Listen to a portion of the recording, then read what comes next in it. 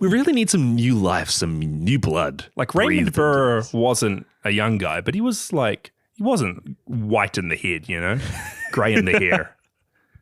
Is that a term? White in the head? Slow in the stance. Man, he's a bit white in the head, slow in the stance.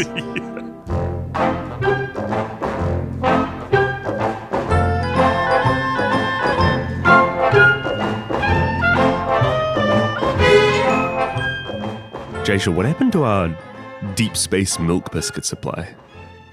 Our deep space supply of milk biscuits G-Force set us up with. Yeah, we had enough to last us at least 5 years. Yeah, I got through those the first day we were here. And I checked the serving suggestions, and yeah, they were meant to last us, I think, more than a year. It's like Lord of the Rings limbus bread. Yeah. It's like one mouthful's enough to fill your stomach for a week.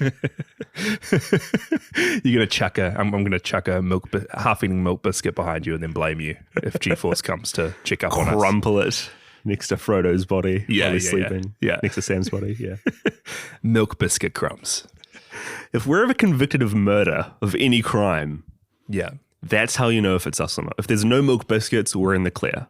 We probably need to preface this for everyone listening. Milk biscuits are our favorite snack. It's powdered milk in the form of a biscuit that I think you can only get here in New Zealand. And G-Force was very kind to set us up with a supply that we've already gotten through. Yeah. So thank you, G-Force. There's nothing like spending a day in deep space on your ship in a chair with a Boss coffee in one hand, milk biscuit in the other. We're becoming corporate sellouts, even though we're not actually selling out and don't have any money to show for it, which is just even sadder somehow. We just have brands we like, okay? Everybody's got their favorite brands. Yeah. Anyway, everybody, welcome back to Podzilla. This is a show where me and my co-host, my brother, Jaisha. Hey, guys. I'm Micah. We watch a bunch of kaiju media. Yeah. I'm thrown off by the fact that we can't say that we're exclusively covering Godzilla anymore. Hey guys, welcome back to Podzilla, where we have covered every single piece of Godzilla and Godzilla adjacent media. But we're not doing that anymore. But whoa, hold up. Now we're doing all the Gamera stuff. Yeah. And what that includes is the single Gamera americanization from 1966. I rocked up to Jaisha. We sat down in front of our little screen. I was so pumped to see the second movie in the Gammera series. And just like Podzilla Season 1, our second episode is an Americanization. Back to the good old days. Yeah. It's a mistake. We're already making mistakes with Gamera because I think the second Japanese Gamera film came out before this Americanization came out. So we're off the rails already. But to bring us back to like Podzilla basics, Micah, do you have some... Is it Godzilla news for us? Some kaiju news? Kaiju news? I mean, I guess it's not really it's still megaNEWSlon. I'll call it megaNEWSlon. It's been a while. There's been a couple things happening in the recent Godzilla history in the past few weeks. One of the bigger things is, have you heard of this new short film that they've announced? Godzilla Attack on Tokyo. Yeah. We all heard rumors of a live action series that Toho was doing. Is this different to that? I have no clue. I don't know if that's still in the pipeline, but they've announced that they've got this new short film that they're planning on projecting onto the Tokyo Metropolitan Government Building number 1 on April 27th. So that's happening today. The day of us recording. Yeah. But it's going to feature the Super X2 defending the building against Godzilla. So real throwback there. What kind of styled Godzilla is it? Does it look like it's from a specific era? Because X2 was from Heisei. It is Heisei Godzilla. Yeah, Heisei Godzilla. Interesting. Wow. I wonder if we're ever going to be able to see this footage because it is projected onto a vertical building. Surely there'll be a mobile recording of this building somewhere. Yeah, surely we're going to be able to see it in some way. Random. Very random. Also in slight movie news, O'Shea Jackson Jr. O'Shea Jackson Jr. He's been going hard with his repping for G-Team. This is his proposed series set in the Monsterverse. Yeah. He showed up as a character in King of the Monsters, and ever since then, he's just been hard out pushing for him to be like the protag in this little side series he does. If no one's aware, Off the back of Godzilla King of the Monsters, he came up with kind of a story treatment for a spin-off Godzilla show set in the Monsterverse, where it's about Monarch's G team that exclusively hunt down Godzilla and other kaiju in the world. I think one of the bits of concept art he had done for G-Team was of a Monsterverse-styled Gigan. And maybe Biollante as well, I want to say. But he has posted on Twitter that he's at a meeting with Monster Mash 042, and he is one of the concept artists for most of the Monsterverse movies they've done in the past. Whoa, even recently Godzilla X Kong, Yep, right? Godzilla X Kong. Yep. So he's collecting his own little Avengers team of like people he can get behind this project to help support it. Wow. Which is kind of interesting, kind of cool. O'Shea Jackson, Podzilla's ready. We're right here. Podzilla's ready to help get G-Team off the ground. As well as movie news, Godzilla X Kong, The New Empire has just premiered in Japan. And there have been so many good posts on Reddit, on Twitter, all these Japanese translated reviews coming in. Yeah. And I swear every single one of them is like, I saw -1 and my brain was elevated. I saw Godzilla X Kong and I feel dumb again. 5 out of 5 stars. Yeah, it seems like the common sentiment coming out of Japan is that Godzilla X Kong is stupid and dumb, but it's really fun and they're really enjoying it. I saw one that was saying how it's like how when you're a kid, when you do like action figure fights, you're just banging them against one another. Yeah. And it was the funnest thing ever. And that's basically what this movie is. It's funny that they've got that sentiment because I think that's how both of us kind of felt as well. But it's just interesting hearing from them like that -1 was this huge crowning achievement for them almost. But they're still really happy that this American stuff exists and they still enjoy it for what it is. It reminds me a lot of how sometimes we can view like real action anime. Yeah. How a lot of it is for the thrill of just seeing these awesome fights on screen. And I feel like that sentiment's coming across well. Quickly in comic book news. My goodness. Godzilla versus Mighty Morphin Power Rangers 2. Have you seen this? No, I knew that there was a comic series, Godzilla teaming up with the Power Rangers.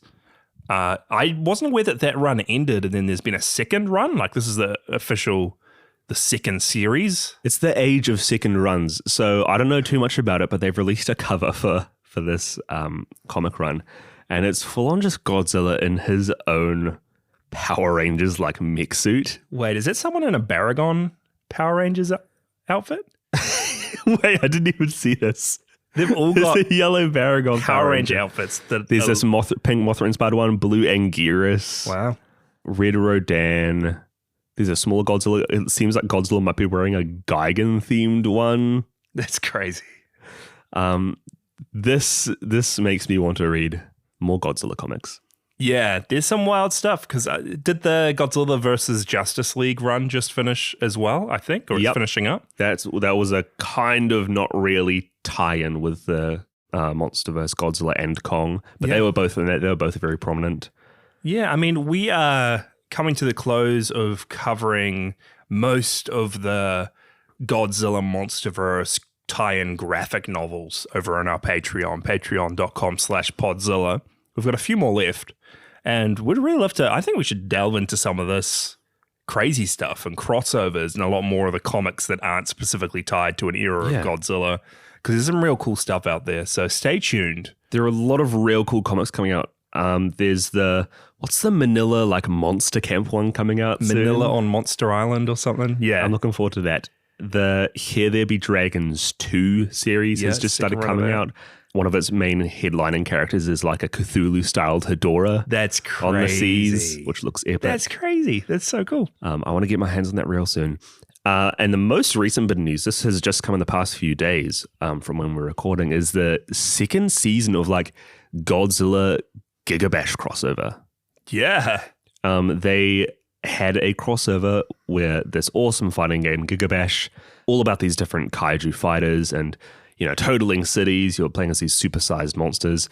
They had some Godzilla characters introduced. I think it was Destroyer, Godzilla, Kuryu, and Gigan? Kuryu and Gigan, yeah. Yeah. This recent one is called the Godzilla Nemesis DLC. So they're going to bring in 4 more characters, and they released a little teaser for it. And it seems like one of the characters is going to be King Ghidorah because of all this lightning happening in the background.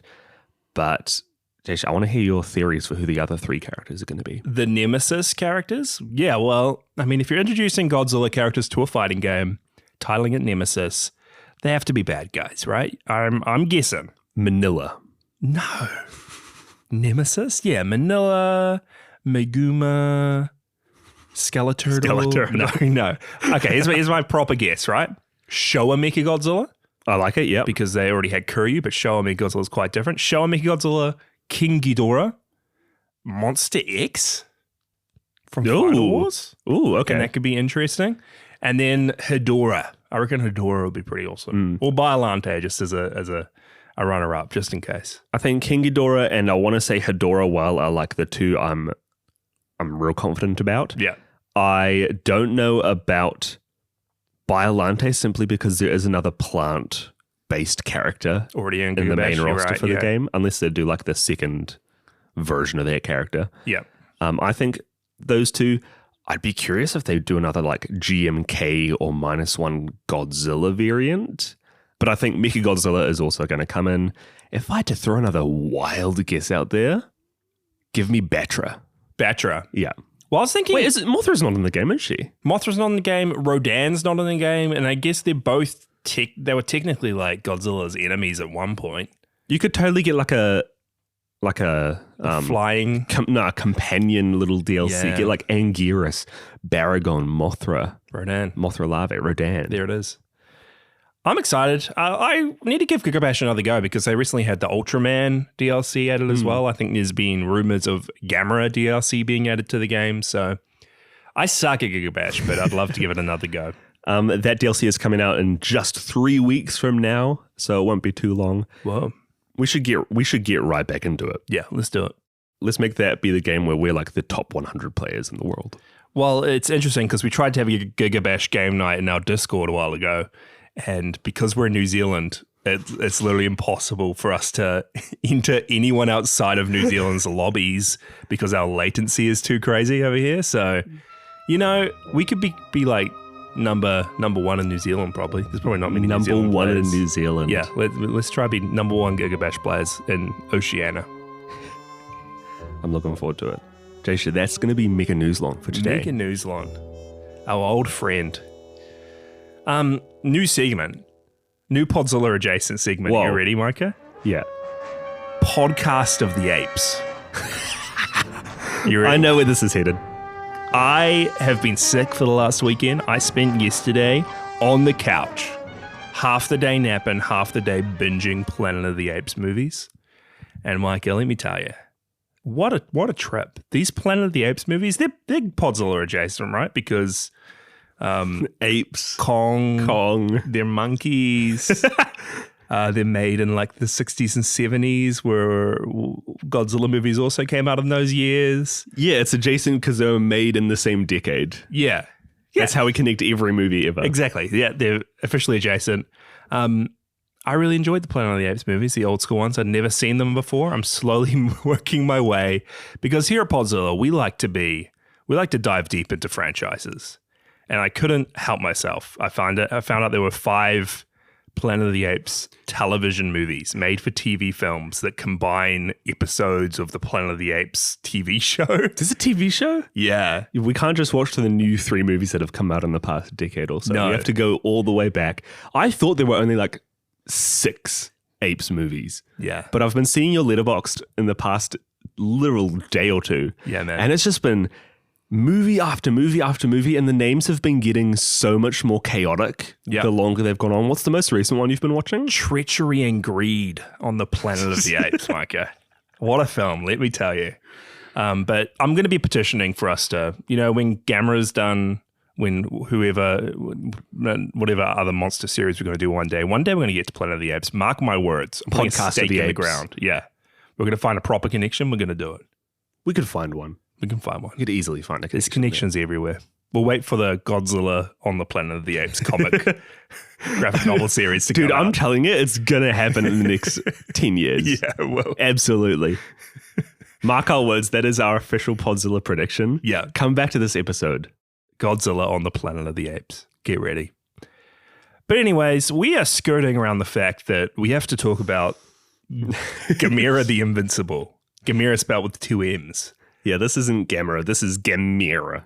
Gammera the Invincible from 1966. The Americanization. And before I hand it over to you for a synopsis, Mike, I can't wait to see how you synopsize a movie we just did a synopsis for last week. But I thought we could go into a bit of history before we even get started in our discussion. Because we are professionals, I'd like to say, when it comes to Americanizations. We are two of the major knowledgeable persons in this field. Would you say so? We are the two knowledgeable persons in the Americanization field. Yeah. Sure, we've seen our fair share. There's like... We've rewatched our fair share of Americanizations. 20 Godzilla Americanizations or whatever. Gammera the Invincible, this film we just watched, was actually the only Showa Gamera flick to get an American theatrical release. And it's the only Gamera movie to be made into an Americanization. Is there a reason for that, Jasha? I'm not too sure. I'm not too sure. I'm sure we'll get into it and to see how well these films do later down the track. But this one in particular, Gammera the Giant Monster, was acquired and altered by Harris Associates, Inc. for its American release. It's done by Harris Associates. And shots and scenes have been moved around. Some have been deleted completely.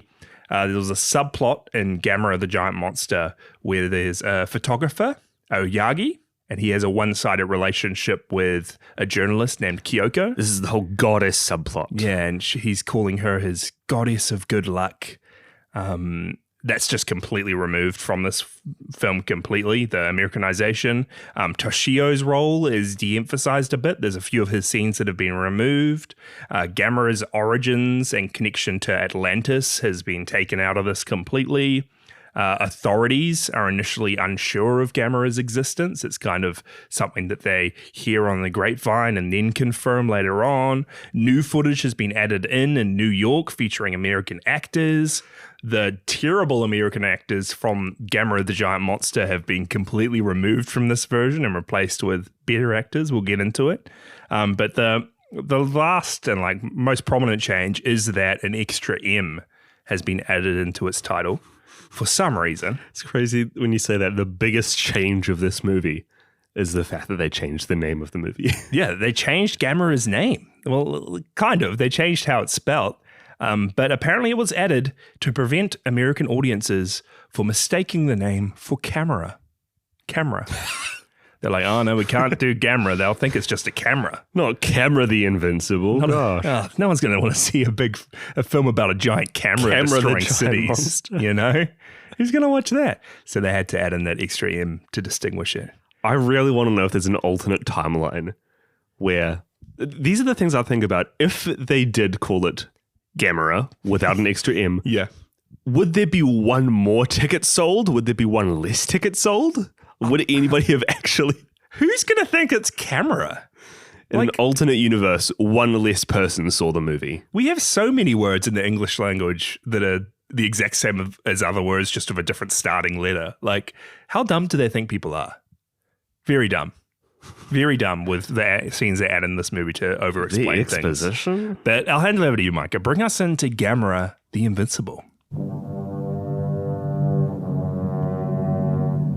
When an unidentified stealth aircraft carrying nuclear weapons crashes into an icy plain in the Arctic, a giant bipedal turtle emerges. Slowly around the world, multiple accounts of fiery flying saucers are seen, all of which are misidentified accounts of Gammera, the giant monster. Gammera soon makes it clear that he is not a turtle to be reckoned with, striking villages on the outer islands of Japan and attacking power plants. A council of high-ranking officials from over the earth come to the conclusion that Gammera carries within him an internal furnace, leading him to consume vast amounts of inorganic materials or risk death from starvation. Gammera escapes every trap the UN Defense Force lays for him. High-tension electric wires, experimental cadmium freezing bombs, and even flipping him onto the back of his shell. Nothing seems to stop the beast. Japan instead pivots to trying to feed the creature, keeping him occupied until the Plan Z is prepared. What is Plan Z, you ask? We don't know. No one knows. until the film's final moments where Gamera is led by towers of flames to a launching platform where he is swallowed up by a capsule that is shot into space. Plan Z, a complete success. While Gamera could not be vanquished on Earth, the world is now safe from his terror as he is banished to the barren plains of Mars.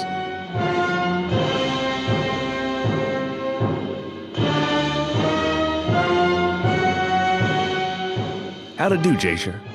Wow, it feels like I'm in New York right now. That wasn't last week's synopsis, just done with American accent, right? Absolutely, it was. That's completely brand new. No, sorry, yeah, brand new. Brand new.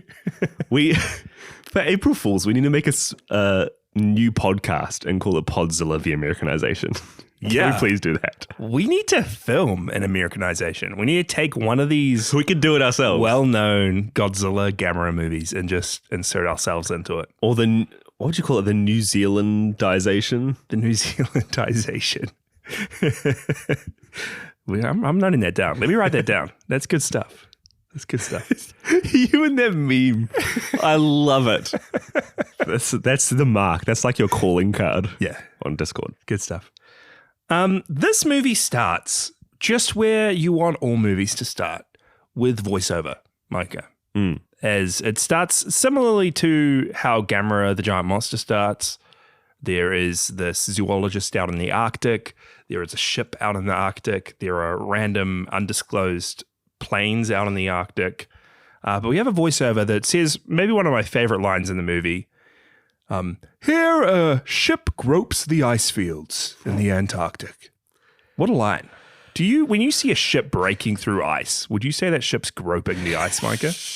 If you have a chance to remake this really well-grossed movie from Japan to the American audience, you got your quill, you're writing down the first line is going to be fire. Why on earth would you open up with this? The ice was groped in the first scene. Then we get a whole lot of scenes with our new American cast. And this actually came to relief for me. I was relieved. Usually with Americanizations, you have your Japanese scenes. Usually with the Americanizations, you would expect that it cuts to some real badly done American exposition. Yeah. That was already done in the original. Yeah, that's the thing. There were terrible American actors in the original. We talked about it, but these guys that sounded and looked like they were forgetting lines mid-sentence, they were reading off of like notes and you could see them reading and not even looking at the actors or acting properly.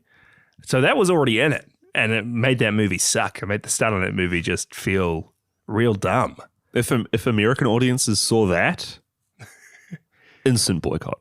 Yeah, exactly. Americans can't look stupid.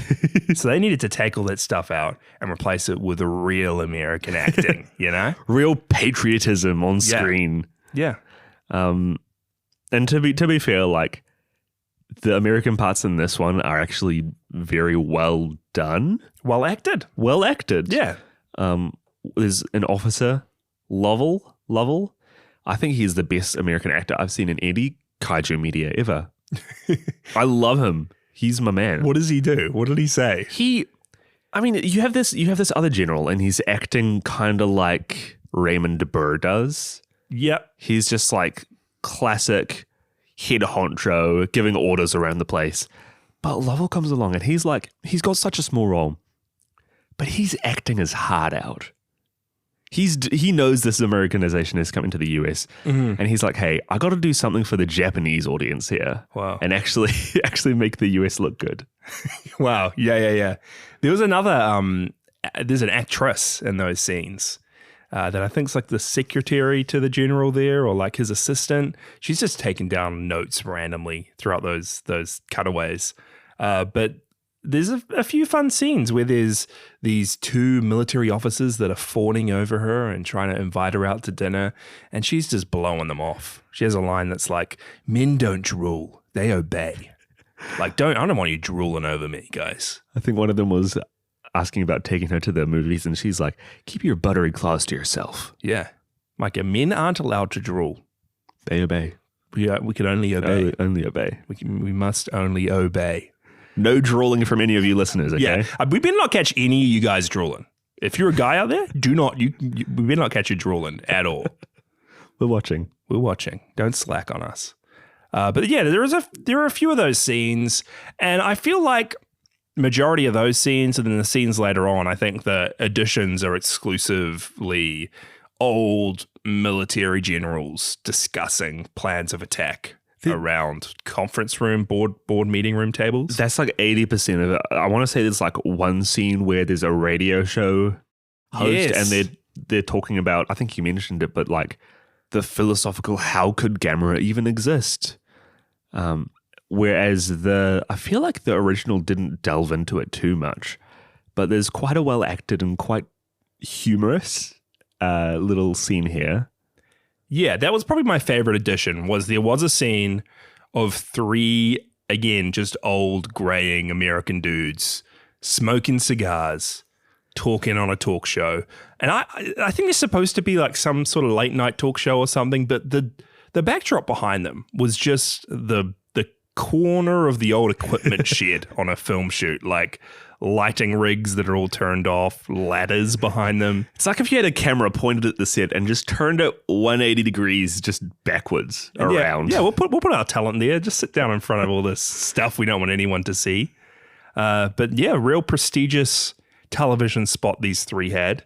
And it's kind of a debate where one of them's debating that Gamera could be real. The other one's debating Gamera is not real. And this is my favorite addition to the movie because like it just devolves into lunacy. These 2 guys are going at each other's throats, calling each other ignorant apes. That's another Planet of the Apes connection, by the way. That's how you do it. That's how we do it. Calling each other apes, getting angry, getting out of their chairs, almost going for each other's throats. And then like the middle guy or the mediator for this debate's like talking and trying to say goodbye to the audience. You can't even hear what he's saying. That's all we have time for today. Yeah. And it just cuts off. That's great. I like that. I like the world around this giant kaiju attacking just evolving into lunacy and just chaos. I demand an apology. I've devoted my life to science. Gentlemen, you'll get no apology from me, contraire. I prefer to expose you have no scholarships to back your arguments. You have no arguments, only invective. Read Virgil's Laocoon. Read Paradise Lost. The ravings of a lunatic. Read of the Pyrites, the fire without and the frost within. Read, you ignorant ape. Read what intelligent men have written for thousands of years. What did he call me? Jules, please. He called me an ape? No, Gentlemen. not merely ape. Quiet. Please Ignorant remember that ape. we're on... Why, you? Remember that we're Call on me. the How air, dare will you you, call me an gentlemen? ape? Where'd you get your diploma? Made in Japan? Ladies and gentlemen, Oh, you're going to give me I here. What do you want, time. advance I hope you'll be with us again next week for another What do you expect to discussion. make out of this? I'd like to tell you who the see guest will be. I think like, we don't give the Americanizations enough credit because it must be so hard to try and take this film where the crux of it is Gamera. Yeah. There's all these monster scenes and you don't have the availability of the suit. You can't really use any of the same actors. So you do have to just try build up the world around it as much as possible. Like that's a hard task to make everything that isn't interesting and palatable for the viewer. Because you just kind of have to add whatever to the film that already exists. And there are moments like that one that I think are pretty fun. And like glimpses of people within this world reacting to what's happening that I actually quite enjoy seeing. Like, what is daytime television looking like when these attacks are happening? It feels like it could just properly be a scene in one of the original movies. Yeah. Bar the different language. But then there's 90% of the American scenes in this movie, which are just the generals around the table discussing things. Yeah.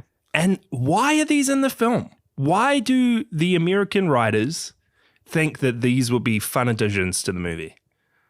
I feel like most of the time it's just dumbing the plot down for the viewer. It's just completely like not showing us things, but then just saying everything. Yeah. You have the classic storytelling, show, don't tell. Yeah. You don't want to be just throwing a bunch of dialogue and exposition. And it's worse in these when the dialogue is just unnecessary because everything is shown in the Japanese scenes. And some of these discussions between these military guys go on for 5 minutes. And again, it's just old dudes just repeating what we've already seen on screen or what we already know is happening. They're like, it seems like Gamera can eat fire. Well, what's the latitude and longitude of his position right now. Let's get this military dude over there. Oh, what's that? The military isn't effective? Wow, let's talk to this person about his military garrison and see what they're doing about it. We need to try pool our resources. Hey, Russia. Welcome to this movie. Russia, how do you feel about this situation? And the Russian guys are whispering to themselves. It's just, I was sitting there for one of these 5-minute scenes. I'm just like, why? Why are we sitting through this? Why is this a part of the movie? It's not entertaining in the slightest. It doesn't add anything to the movie in the slightest. It just seems like it's put in to make it seem more American and to just pad out the runtime of the film a little bit. Really get the red, white, and blue coming through there. Because there is a funny scene within that where apparently, like all the nations of the world, there's a representative at this boardroom table from each of them. And they're like, okay, let's go around and just discuss like who wants to be a part of this mission. And America's like, yeah, we want to be a part of it. Russia's like, yeah, we want to be a part of it. And then they're like, well, okay, everyone else in the room, let's just put the rest of you to a vote. We don't need to hear from any other nations on the world, just America and Russia. You guys can put up your hands if you want to help. Everybody who agrees say aye. Fantastic. We won't even hear the nays. Let's just go ahead with the plan. Yeah, it's America first and foremost. Russia's there, and then there's some other countries we don't even care about in the slightest. I wanted to hear from the New Zealand representative, Micah. We can pull our resources. Yeah, come on. But it just sucks. I don't know why they add these scenes in. And I do give credit where it's due to Godzilla King of the Monsters. Because we had Steve Martin. And we had a lot of scenes with Steve Martin and Americans, but they actually got creative about inserting Steve Martin into the scenes of the movie, placing him alongside the Japanese characters. There's just none of that in this. Instead of having a storyline that runs adjacent to the original movie, you actually try and interweave them a little bit. Like, that was seriously well done. And after watching, like you said, we're Americanization aficionados. Yes. Yeah. I would love to hear from you listeners if there are any Americanizations that you've seen that actually does a real good job of enhancing the movie rather than detracting from it. Is it a common thing outside of kaiju movies? Maybe not, at least not in the past few decades. I don't think the practice is still there. Because there's definitely like dubbed versions of movies and anime and other media. But I wonder if there is like heavily re-edited, remade media as much as there are in this kaiju genre. I feel like people are a bit more trusting nowadays. Like, if you have subtitles, if people can understand the story that's already there, they trust the viewers enough to not need to be spoon-fed any extra information or have anything else to try and make the story a little bit more palatable. It's just weird that back in the 50s and 60s, they felt the need to be like, wow, this is a Japanese movie. This is such a good movie. Yeah. But Americans won't like it. No way. There's parts of this. It's about Japanese culture. We don't want any of that. We want to remake that, put a new light on it, make it say USA and shining bright lights. It's just weird. It's weird. It's weird. Yeah, I've never heard latitude and longitude so much in my life. It's like they were just thinking of what their next line was, and they'll just say latitude, longitude. Latitude, longitude. I'm sad we didn't hear Pee-wee. Yeah, Pee-wee's name is not uttered. Chibi, not at all. Toshio's still in this. It still has his whole story of being obsessed with turtles. It makes it sound less and more intense than it is, though. Like in the OG movie, we have his sister and his dad, you know, wanting him to get rid of his turtle because it's severely impacting his lifestyle at school. He's not talking with any of his classmates and then instead spending his time with his turtles. In this one, he's just a kid who likes turtles. But the teacher in this one does say, like, he's going to get expelled because of his obsession with turtles. See these pictures that Toshio's drawing in class? We found these in his desk. We're going to picture of two turtles. This dude. He's drawing turtles. He's going to get kicked out of the school. Maybe it was just like, maybe the school had a no turtle policy. Maybe it was like a sensitive matter. An anti-turtle. A turtle regime. incident that happened. We don't talk about the turtle incident. No, and Toshio's every day just bringing up this insensitive turtle incident. I'll expel the kid too. But was there anything that kind of like stood out to you essentially watching the film we watched last week once again? Was there anything that you really loved watching scenes from? Or what did you think about Gamera? Gamera's still fun. He's still super skinny. Yeah. I still really do appreciate the scenes where he's flying around, and especially in the latter half of the film when they're not trying to make him look like a UFO, but when you can clearly see this is like a puppet on wiring that is a turtle shell spinning around with fire coming out of each of its orifices. Yeah, I can't even see the wiring though. Like, it is really cool. The flying Gamera. Because he's like coming off miniature sets, he's crashing into miniature sets, the whole set's exploding into fire and flames. And it looks awesome. Still good. Little Toshio hanging from the lighthouse, still awesome. Still a great practical effect. There was the Gamera song. Oh! With the band. The Gamera theme song, Micah.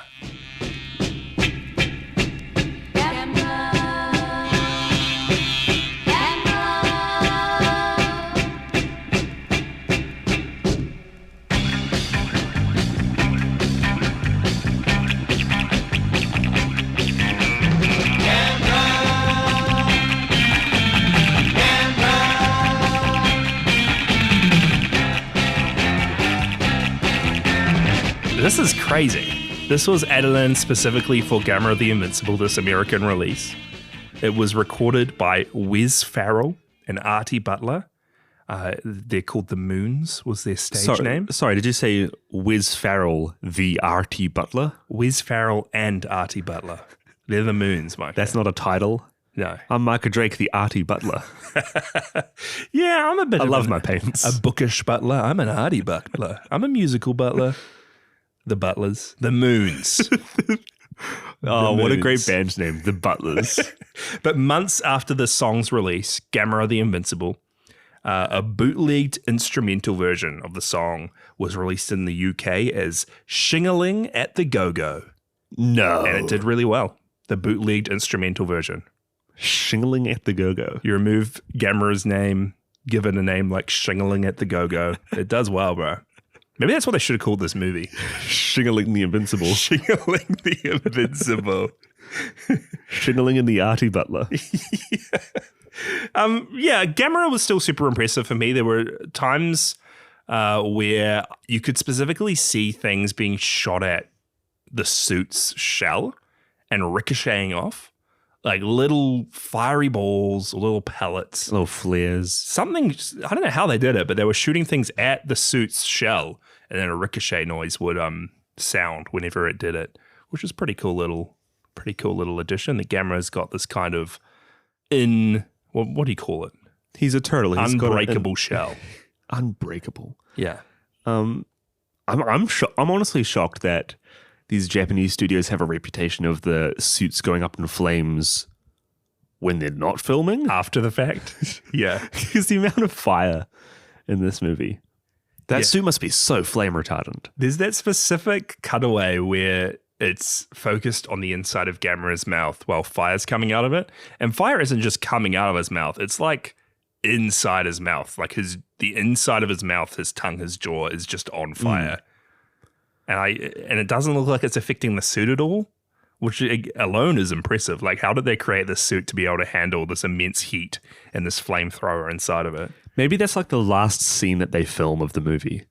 Like, hey, we've done everything else that's important. If the suit's going to go up in flames, let it be the last thing that's done. Yeah. Yeah, it was pretty cool. I'm just going through like other things. It's not called Z Plan anymore. It's called Plan Z. A little simpler. Is it?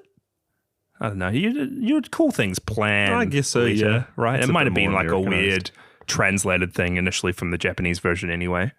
But something else that stood out to me, this spaceship that they trap Gammera in at the end. Gammera gets trapped in the little tippy top of the spaceship, and the spaceship just turns out to be so much bigger than the tip of it. Dude, Gamera's heavy. You got to get a good payload to help lift him off. But there's Gammera, which he's the size of like the world's biggest skyscraper already. Tokyo Tower, that's Gammera, right? And they create, somehow the scientists of the world in a couple days create a rocket ship that is 10 times the size of Tokyo Tower. No, they've been working on Plan Z for the better part of the century. Like already in this day and age, we have rocket ships, a tiny little fragment of the size that have like disastrous launches or can't get off the ground and can't get into space.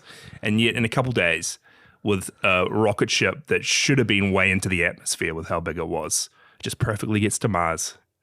These scientists. If they had an Americanization like that nowadays, you just know they'd be inserting scenes of Elon Musk being like, now's my chance. I'm going to make the biggest rocket you've seen. We already had plans for the biggest rocket. We already have it. We already had it. We've been working on this for the past 10 years. It's already in this bunker. Ready to go, guys. Yeah, I mean, that's all the notes I had. I really didn't have too much more than that. What do you think, like, overall, that it added anything to the film? All the changes they did it make it more enjoyable for you? But, like, how do you feel in general? I feel like whenever you add too many American scenes to something, it takes away from the feel of the movie. Like, regardless of how good the product of any original movie is, at least it's usually somewhat coherent and like a single focused story, and it has a soul feel to it. Yeah. But whenever you add American scenes, it adds another layer, and it feels like you can't just have the untainted essence of the movie anymore. Yeah. It almost feels like a spit in the face, no matter how you look at it. Like, sure, some of the scenes might be enjoyable, some of the scenes might take away, but like, why does it even have to exist? Why do they feel the need to like edit something that was already pretty good?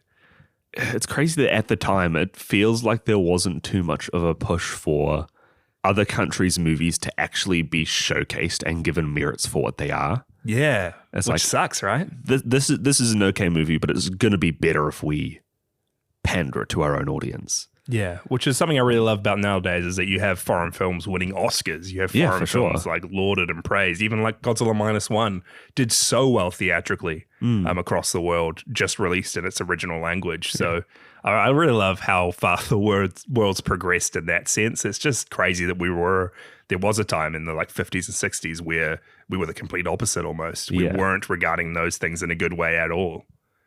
Yeah, it's a good change. I'm glad it's happened, and it just makes it interesting to look back on. Yeah.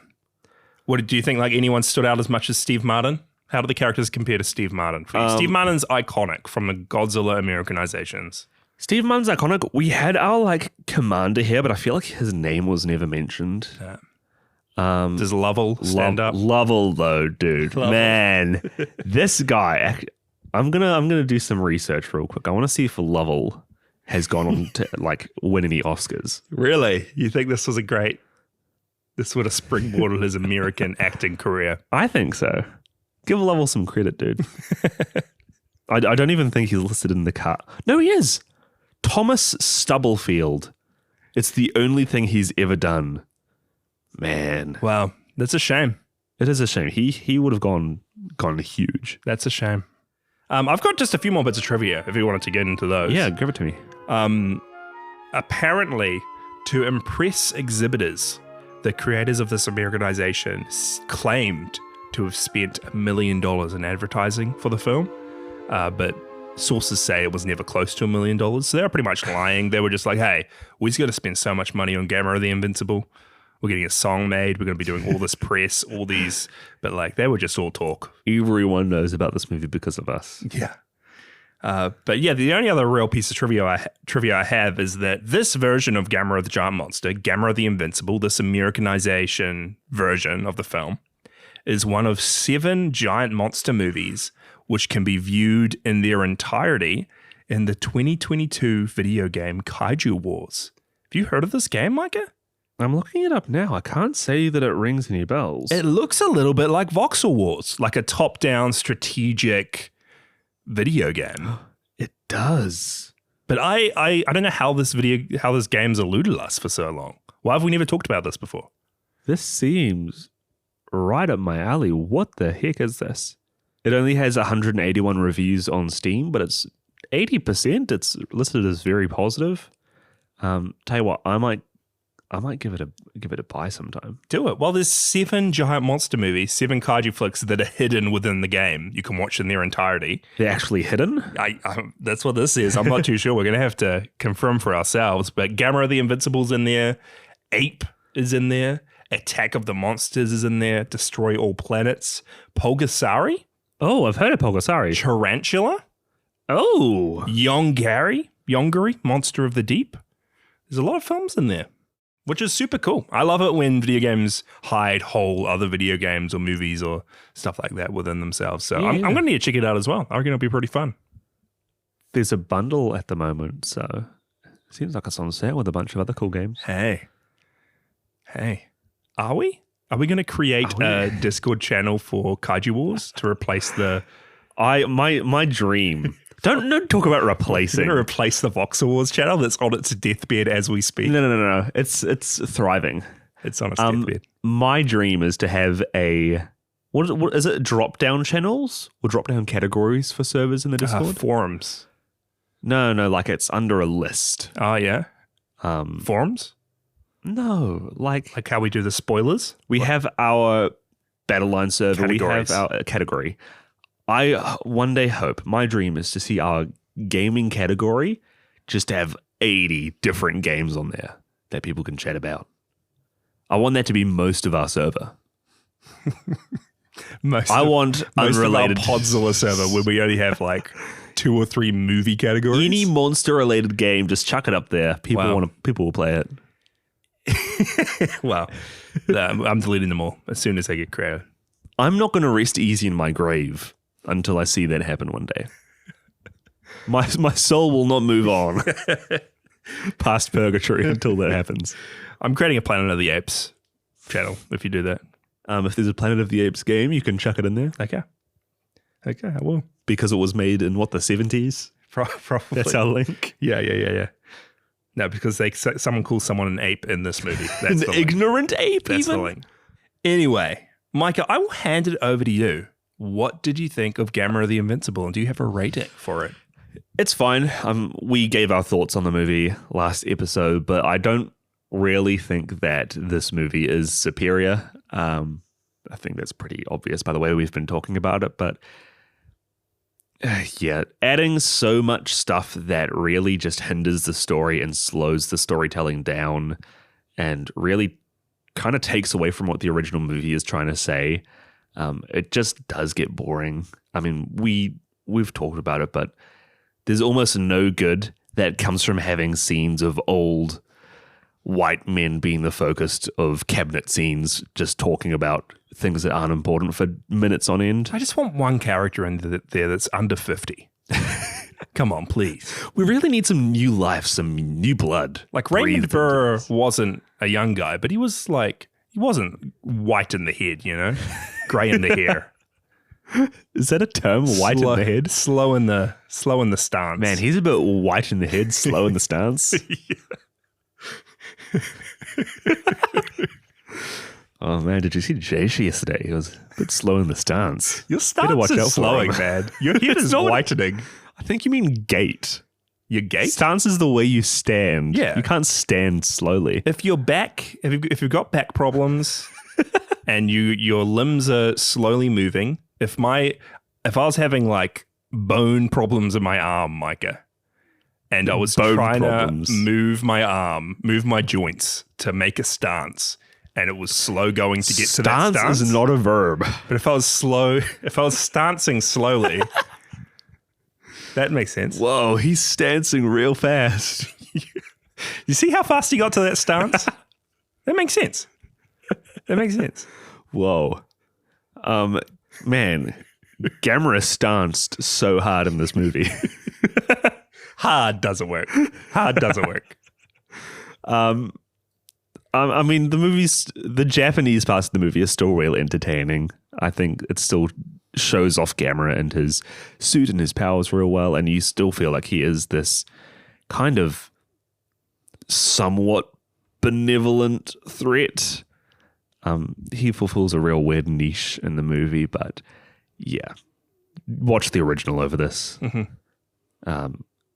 Gamera the Giant Monster over Gammera the Invincible any day. Gammera the Invincible. Yeah. How many ice fields are you groping, Micah, for this film? How many ice fields are you groping? None, ideally.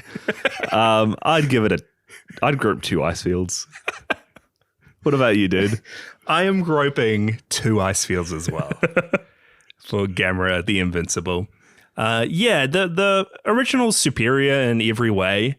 And I think just because we're listening to a substandard dub with boring additional scenes, even though Toshio is quite annoying, I think he's quite a lovable character in a way. And it just sucks that they've shortened down the scenes of him a bit. They've cut out fun little side plots with characters just to give us a few more minutes of Americans laying it down for us, telling us what we've already seen. It's what we've all been waiting for. Yeah. Yeah. But in saying so, I did like the addition of those two debaters attacking each other on live TV. That was fun. But yeah, original's better in every way. So make sure you watch Gammera the Giant Monster over Gammera the Invincible. Theme song slaps though. Theme song's good. I'm adding that to my daily rotation. And it was fun how they replaced the song within the movie, that there's like a song playing at a nightclub and people are told to leave the nightclub because of Gammera. The original song was pretty good, but they've replaced that song with the Gammera theme song. So people at the nightclub are dancing to a song that's singing about Gammera, and they're being told to leave because Gammera is going to destroy them. And they're like, no, we're just going to listen to the song about Gammera. It's real fun. It's real fun. We're staring down the barrel of the gun. Yeah. And dancing whilst it's happening. Yeah. Real meta. Very meta. Breaking the fourth wall while they're breaking the nightclub walls. Leaning on the fourth wall. They're leaning on it.